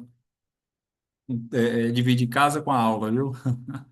Vamos lá. Então, ele desenvolve esse pensamento taoísta durante o período das primaveras e outonos. Esse período das primaveras e outonos, ele vai de 771 a 476, foi um período específico dentro da cultura do Oriente, do Extremo Oriente, e nesse período aí é que ele desenvolve os pensamentos taoístas. Não quer dizer que ele viveu esse período todo aí, não, tá? Muito pelo contrário.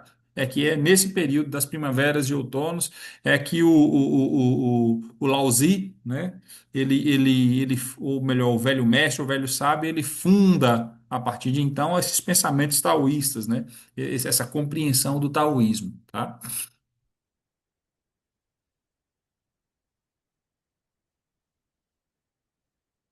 A linha do templo, né, do século VI a.C., né? Em 571 nasce o Lao Tzu na religião Shu, no estado de Zhou da China, tá?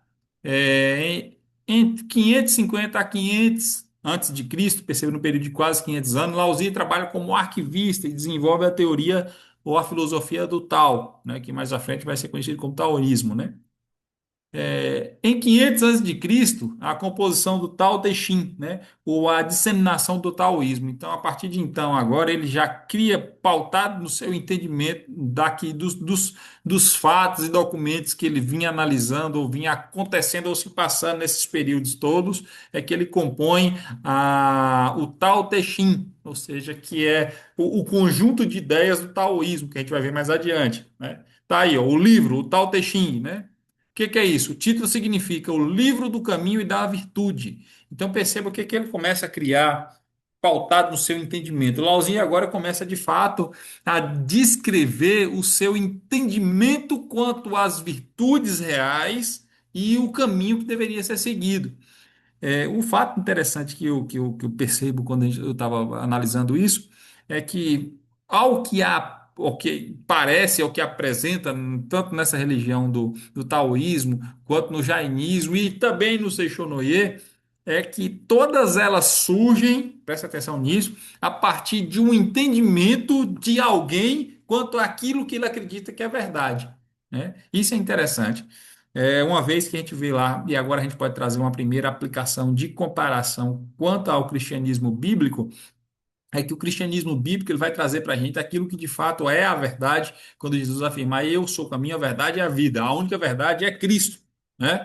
E nele agora vai ter tudo aquilo que é verdade, e quando a Bíblia é muito bem interpretada, ela não dá margem nenhuma para que o homem tenha entendimento de uma verdade criada a partir do seu entendimento, né? Muito pelo contrário, quando um homem cria uma verdade agora da sua axiologia, do seu achismo, isso é tido como heresia, né? E a gente vê que é a criação dessas diversas religiões que ganham adeptos pelo mundo todo e religiões que já vêm aí durante anos, décadas, séculos, milênios, como é o caso do taoísmo, né? Ele está pautado num entendimento da verdade conforme o entendimento de alguém lá no passado, né? E aí a gente vê agora a ação do homem, como é complicado, né? O homem que entende, que sabe, ou que se firma, quando a Bíblia vai dizer, né, que firma no seu próprio entendimento, né? O homem que se estriba no seu próprio entendimento, ele está fadado à queda, né? Uma coleção de 81 capítulos escritos em versos breves e poéticos. O que que nós vemos aqui? Que o Tao Te Ching, né, que é o livro do taoísmo, ele se assemelha à escrita de provérbio, né? Ah, vai, né? Tem ensinamento de provérbios lá. Não estou dizendo isso, até porque eu nunca li nenhum desses capítulos do Tao Te Ching. Muito pelo contrário, não li nem quero ler por enquanto. O fato é que ele é escrito em breves versos e no estilo poético, assim como é também não somente o livro de Provérbios, mas também o livro de Salmos e Cantares, né, Eclesiastes e também o livro de Jó, né, que tem uma escrita poética escrito em versos, né, digamos assim ou em provérbios, melhor dizendo, né? O texto fundamental do taoísmo, com origem sobre o Tao Te Ching, né, que é a virtude, e o Yei, que é a não ação. Essa não ação aqui também está muito ligada naquilo que o jainismo vai pregar, ou que aquilo que o jainismo pregou. Né? Que essa não ação aí não tá dizendo não quer dizer uma inércia, né? Alguém que recebe ou aceita algo sem questionar ou sem fazer, muito pelo contrário. É de fato uma não ação quanto àquilo que seria uma ação ou uma reação a um fator primordial, tá? Princípios fundamentais do taoísmo. Primeiro, Tao, o caminho, né?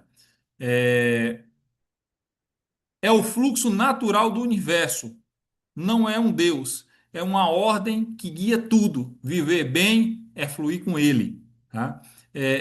Os principais fundamentos, o primeiro é o que? O caminho, né? Na verdade, esse caminho aqui, ele não é um Deus, nada disso, muito pelo contrário. O que que é isso? É um viver bem, é fluir com ele, é você existir durante a sua existência, durante o seu período de existência, você vai se adequar àquilo que for vindo quanto ao seu caminho, tá? Só um momento, irmãos, espera aí.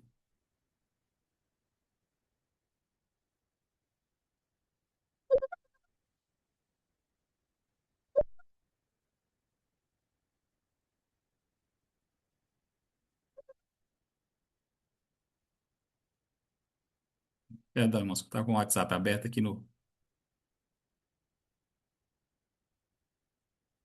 Pronto.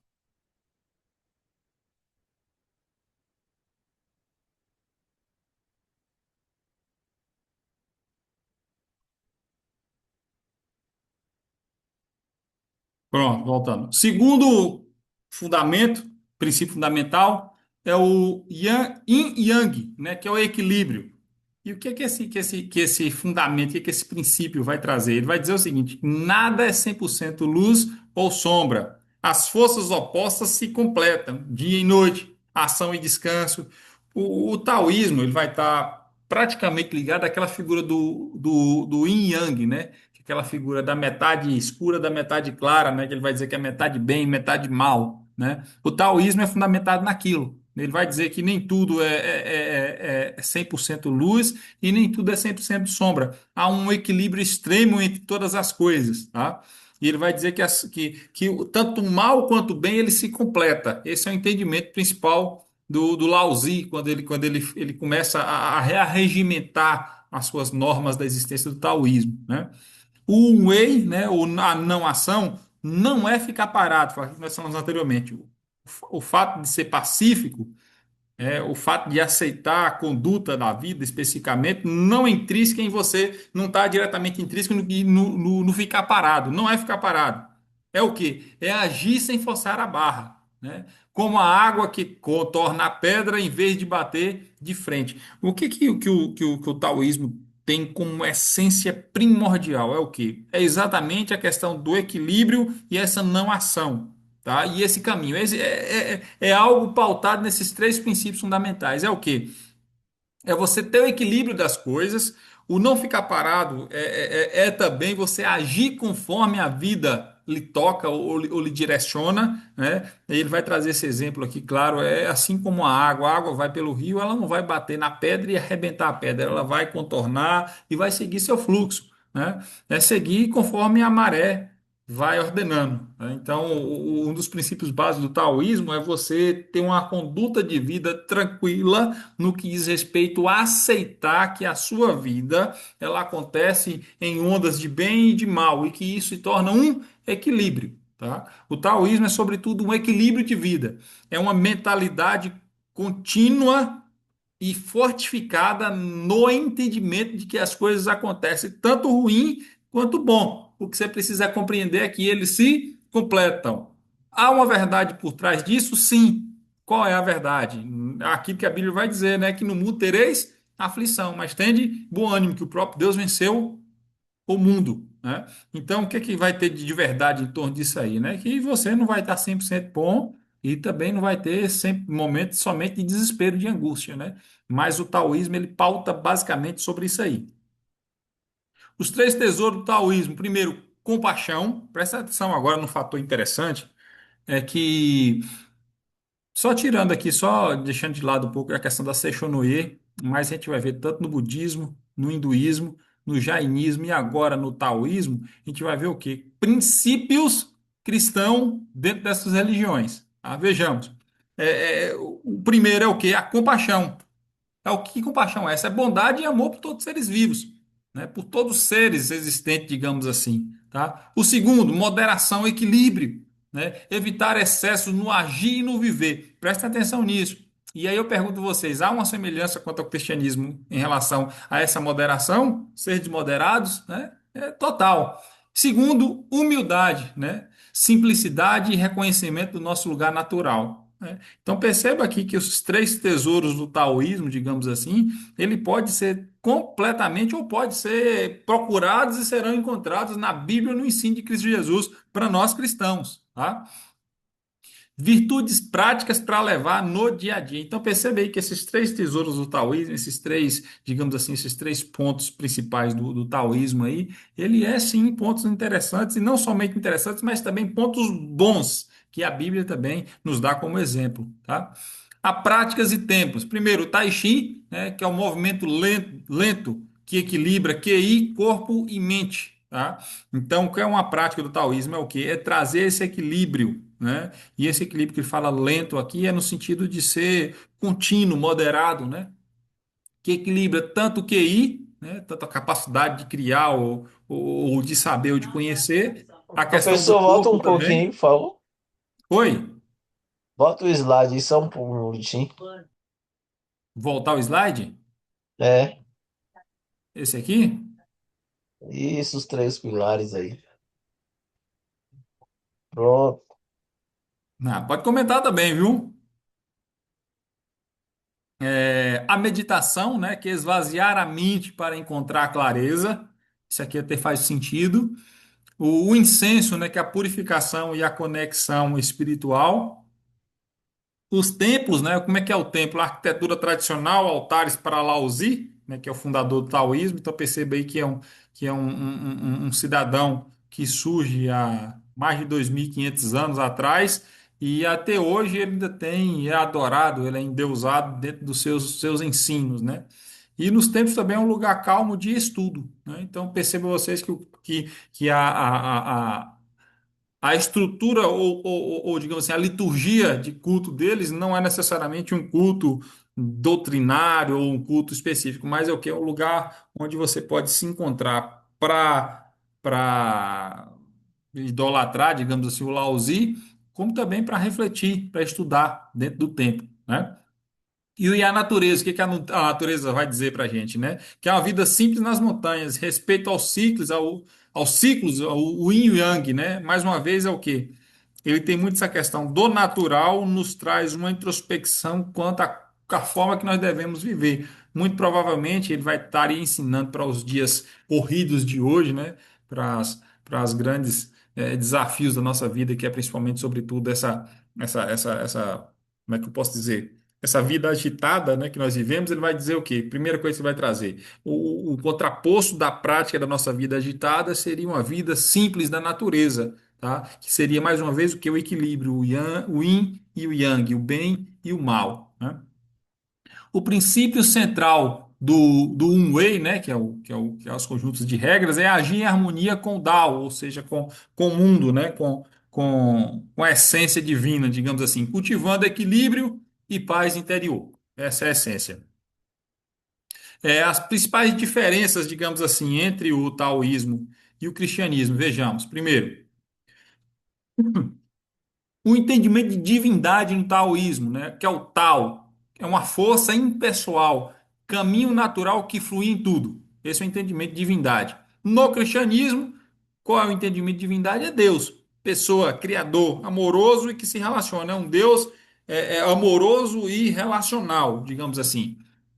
No taoísmo, como viver, né? É o um yei, né? Não forçar, fluir como a água, em harmonia.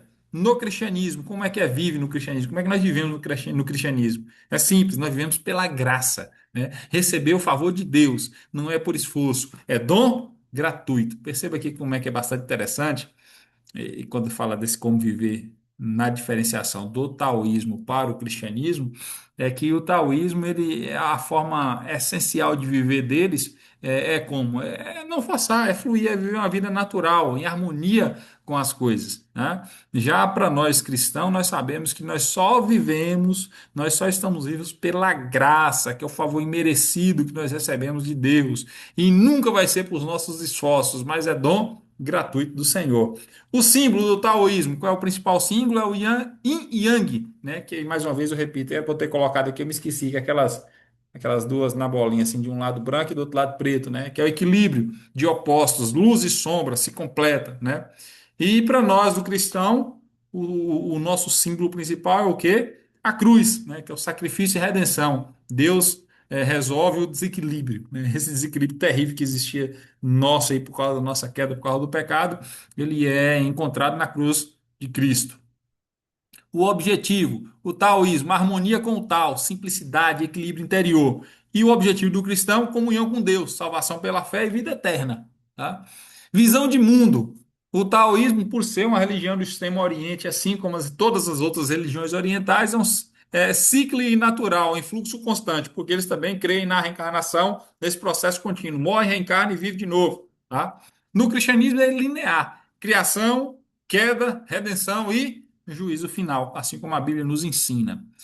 Já caminhando para o final, diferença fundamental entre taoísmo e cristianismo. O taoísmo, a salvação é harmonia, alinhar-se ao fluxo natural do Taos através do Wei, daquilo que lhe é ensinado, daquilo que é espiritual, tá? Já para o cristianismo, salvação é graça, perdão dos pecados e vida eterna através da fé em Jesus. Essa é a principal diferença. O taoísmo crê que se você alinha com o fluxo natural das coisas, e viver conforme esse fluxo natural, você vai alcançar, digamos assim, a sua harmonia, a sua salvação. E para nós cristãos, não, nós sabemos que a salvação é somente pela graça, né? É pelo perdão dos pecados, a vida eterna através de Cristo Jesus. Nós não temos esforço nenhum nisso, é somente pela graça de Cristo Jesus. E nós jamais poderíamos pagar por isso. O contrário do taoísmo. Pelo taoísmo, você se esforça e você consegue, né? Não somente taoísmo, mas assim muitas outras religiões que nós já estudamos até aqui. É uma semelhança importante. Ambos valorizam a humildade, a compaixão e a vida simples, né? Os três tesouros do Tao, né, são muito parecidos com as virtudes cristãs. E aqui é um fator interessante. Presta atenção nisso, irmãos, tá? Uma vez que muitas religiões ela vai trazer ensinos semelhantes, e aqui nesse caso não é somente ensino, mas é também princípios, valores semelhantes ao valor do cristianismo. E aí nós podemos agora entender que ela pode ser uma religião ou uma prática vivida por nós cristãos, né? Não, não se engane, tá? Uma vez que nega Cristo Jesus, uma vez que nega a existência do Senhor Jesus, que nega tudo aquilo que a Bíblia nos ensina e, sobretudo, nos pede para obedecer, não importa se os valores serem semelhantes aos nossos, né? Mas essa é uma dica importante, né? Há uma semelhança importante. Ambos valorizam a humildade, a compaixão e a vida simples. Os três tesouros do Tao são muito parecidos com as virtudes cristãs, tá? O que a gente pode entender do taoísmo é que ela é taoísmo também, talvez o jainismo nem tanto, mas sim, o jainismo também. O hinduísmo nem tanto, mas o budismo sim também. O que essas religiões têm em comum é que elas são as religiões pacificadoras, tá? Ao contrário do islamismo que a gente vai ver mais adiante, tá? Então são religiões pacificadoras. O taoísmo busca estar em paz com o fluxo natural. O cristianismo busca estar em paz com o criador do fluxo, tá? Talvez seria aí uma semelhança divergente, né?